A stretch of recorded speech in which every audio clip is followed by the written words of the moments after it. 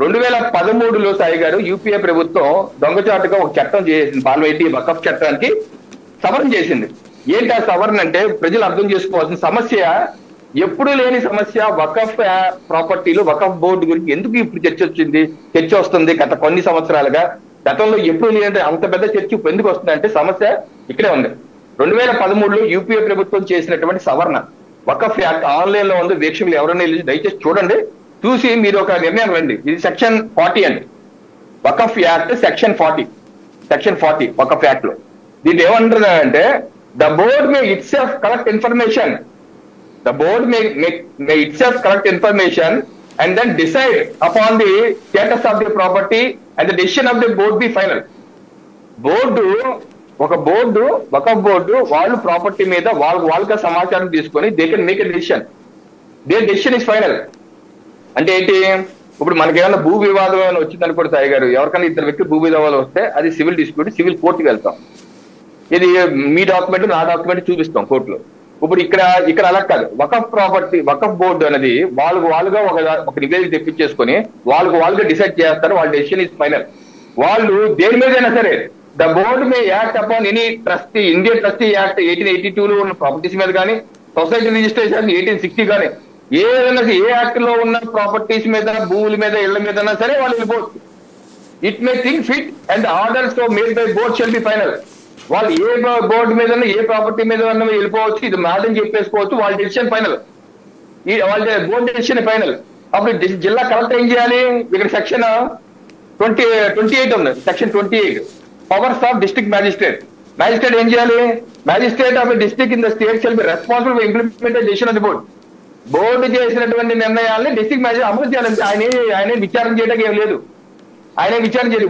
ఇప్పుడు ఎలా ఉందంటే ఈ యాక్ట్, ఇప్పుడు ఎవరైనా సరే నా ఇంటికి కానీ మీ ఇంటికి కానీ వక్ఫ్ బోర్డు వాళ్ళు వచ్చి వాళ్ళు రావడం కాదు, వాళ్ళు డిసైడ్ అయిపోతారు అంతే. వాళ్ళు బోర్డు డిసైడ్ అయిపోయి ఇది రవికిరణ్ ఇల్లు వక్ఫ్ ఫలానా 60 ఏళ్ళు 70 ఏళ్ళు కదా ఫలానా మౌలాని ఇది ఎందుకో రాశారు, అది రాశారు కూడా చెప్పాడు, నోటి పాటు చెప్పాడు కాబట్టి ఆ రవికిరణ్ నాదే అని చెప్పేసి వాళ్ళు ఫైనల్ గా ఒక బోర్డులో డిసిషన్ చేస్తారండి. ఆ డిసిషన్ డిస్ట్రిక్ట్ మ్యాజిస్ట్రేట్ పంపిస్తారండి. డిస్ట్రిక్ట్ మ్యాజిస్ట్రేట్ నాకు ఎలక్షన్ నోటీస్, నువ్వు ఖాళీ చేసే నోటీస్ ఇస్తారు. నా ప్రాపర్టీని 22A పెడతారు, నేను రిజిస్ట్రేషన్ చేసుకుంటాను లేదు, అమ్ముకుంటాను లేదు, 1 పాయింట్ నాకు నోటీస్ వస్తుంది, ఖాళీ చేసేయాలి. నేను లబోదీపో అనాలి. ఏంటి నా ప్రాపర్టీ వాళ్ళు ఎవరో వక్కపోతే అంటే ఏంటి, దాని వాళ్ళ దగ్గర డాక్యుమెంట్ ఏముందో చూపించడం, ఏం చూపించరు, డాక్యుమెంట్ చూపించడం లేదు, ఏమీ లేదు, డైరెక్ట్ గా నోటీస్ ఖాళీ చేయమంటారు. అప్పుడు నేనేం చేయాలి, ట్రిబ్యునల్ దగ్గరికి వెళ్ళాలి. ఏ ట్రిబ్యునల్, వకఫ్ బోర్డు ఆధ్వర్యంలో ఉన్నటువంటి ట్రిబ్యునల్. ఇది సెక్షన్ 83లో ఉంది, కండిషన్స్ ఆఫ్ ట్రిబ్యునల్. వకఫ్ చట్టంలో ట్రిబ్యునల్ అంటే మనం ఒక బోర్డుతో, ఒక మత సంబంధించిన బోర్డుతో ఇబ్బంది ఉంది అంటే ఆ బోర్డు ద్వారా మెయింటైన్ అవుతున్నట్టు ఒక ట్రిబ్యునల్. దీంట్లో ఎవరు ఉంటారు, 1 పర్సన్, ఎవరు జడ్జి, ఒకళ్ళు డిస్ట్రిక్ట్ సెషన్ సివిల్ జడ్జి ఉంటారు, ఇంకో వ్యక్తి అడిషనల్ డిస్ట్రిక్ట్ మ్యాజిస్ట్రేట్ ఉంటారు, మూడో వ్యక్తి a person having knowledge of Muslim law చట్టాల మీద అవగాహన వ్యక్తులు ఉంటారు అక్కడ బోర్డులో. వాళ్ళు డెసిషన్ చేసింది ఫైనల్. పోనీ the tribunal should be deemed to civil code. ఈ ట్రిబ్యునల్ సివిల్ కోడ్, మనం కోర్టుకి వెళ్తా లేదు. మనం ఎవరైనా సరే వక్ఫ్ బోర్డు నీ ప్రాపర్టీ, రవికిరణ్ ప్రాపర్టీ, సాయి గారి ప్రాపర్టీ నాదేని వాళ్ళంటే నేను కానీ మీరు కానీ కోర్టుకి వెళ్తా లేదు, మరి ట్రిబ్యునల్ తిరిగి వెళ్ళాలి. ట్రిబ్యునల్ గవర్నమెంట్ చేయాలి, ఎవరైతే మనల్ని నాది ఆ ప్రాపర్టీ అన్నారో వాళ్ళ ద్వారా నిర్వహించబడుతున్నారు, ట్రిబ్యునల్ తిరిగి వెళ్ళాలి. న్యాయం ఏం జరుగుతుందండి, the decision of the tribunal final. Tribunal చేసిన ఫైనల్. మళ్ళీ మనం ఏ కోర్టుకి, పెద్ద హైకోర్టుకి, సుప్రీంకోర్టుకి పెద్దగా వెళ్తా లేదు. ఒకవేళ వెళ్ళినా నో అపీల్ షెల్ బి లై అగైన్స్ట్ డెసిషన్ ఆఫ్ ది, ఇక్కడ రాశారు దేని మీద అపీల్ చేయడానికి ఏదని చెప్పి ఇక్కడ రాశారు చట్టంలో.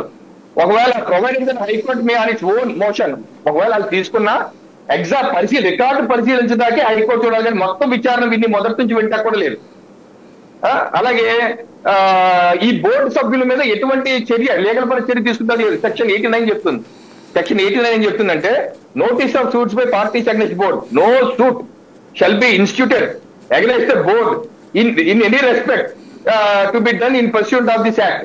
ఈ చట్టం ప్రకారం ఏ బోర్డు సభ్యుడి మీద ఎటువంటి చర్య తీసుకుంటానికి చట్టపర చర్య తీసుకుంటా లేదు. అంటే ఏంటి, అంటే ఎవరి మీద చెయ్యేస్తే అది నా ప్రాపర్టీ. మనకి పురాణాల్లో భస్మాసుడు ఉంటారు, ఎవరి మీద చెయ్యేస్తే వాళ్ళు మసిపోవాలి, ఆ తర్వాత ఆయన తెగమక చేసి అతని నెత్తి మీద చేపెట్టిస్తాం. సో ఆ రకంగా ఈ చట్టం ఎలా ఉందంటే ఒక రౌడీజం చట్టం. నువ్వు ఒకవేళ ఏదన్నా ఇప్పుడు మన ఇల్లు ఎవరన్నా ఎంప్రూవ్ చేసామంటే మనం ఏం చేస్తామంటే సివిల్ డిస్ప్యూట్ అది సివిల్ కోర్టులో డిస్ట్రిక్ట్ మ్యాజిస్ట్రేట్ కోర్టుకు వెళ్తాం, కోర్టులో ఆల్ డాక్యుమెంట్స్ ఇస్తాం, మన డాక్యుమెంట్స్ ఇస్తాం, ఎవరి డాక్యుమెంట్స్ పక్కగా ఉన్నాయో చూస్తాం. ఇక్కడ అలా కాదు, ఆయన మనం చెప్తా ఉంటాం, డైరెక్ట్ గా నోటీస్ వస్తే మనం ఖాళీ చేసేయాలి, నీకేం డౌట్ ఉంటే కొత్త బోర్డు ఆధ్వర్యంలో ట్రిబ్యునల్కి వెళ్ళాలి. మరి ఒక మత సంబంధించినటువంటి బోర్డు ఆధ్వర్యంలో ట్రిబ్యునల్ ఉంటే మరి మిగతా మతాలకి బోర్డులు లేదండి సాయి గారు? హిందువులకి బోర్డు ఏది, మరి క్రిస్టియన్కి బోర్డు ఏది, సిక్కులకు బోర్డు ఏది, సిక్కుల ప్రాపర్టీలు లేదా జొరాస్ట్రియన్స్ బోర్డు ఏది, ట్రిబ్యునల్ ఏది? వాళ్ళకు ట్రిబ్యునల్ పెట్టాలి కదా. అసలు ఇది బేసిక్ ఫండమెంటల్ స్ట్రక్చర్ విరుద్ధం కదా. ఒక మతానికి సంబంధించినటువంటి ఒక బోర్డుకి సంబంధించి ఒక కోర్ట అది రాజ్యాంగం చెప్తుందా? ఈక్వల్ అందరికి సమాన న్యాయం ఉండదా? అందరికి సమాన న్యాయం ఉండాలి కదా. ఒక మతానికి ఒక కోర్టు, ఇంకో మతానికి ఇంకో కోర్టు పెట్టండి. హిందువులకు ఇంకో కోర్టు మీ దేశంలో, హిందువులకు ఇంకో కోర్టు, క్రిస్టియన్లకు ఇంకో కోర్టు, సిక్కులకు ఇంకో కోర్టు, వీళ్ళందరికీ వేరు కోర్టులు పెట్టారు కదా. అది కలిగే రాజ్యాంగం అందే, లౌకిక రాజ్యాంగం కదా. లౌకిక రాజ్యాంగం, సెక్యులర్ రాజ్యాంగం చెప్పుకుంటూ వాళ్ళకి సపరేట్ గా ఇంకో కోర్టులు ఏంటి? పోనీ ఆ చట్టమే, వర్క్ యాక్ట్ చట్టమే పర్ఫెక్ట్. వాళ్ళు ఎవరు నెత్తి మీద చేసేది వాళ్ళ ప్రాపర్టీ అయితే అదే చట్టం అందరికి చేయండి. హిందువులకు చేయండి, సిక్కులు చేయండి, క్రిస్టియన్లకు చేయండి, జొరాస్ట్రియన్లకు చేయండి, అన్ని మతాలకు అదే చట్టం చేయండి.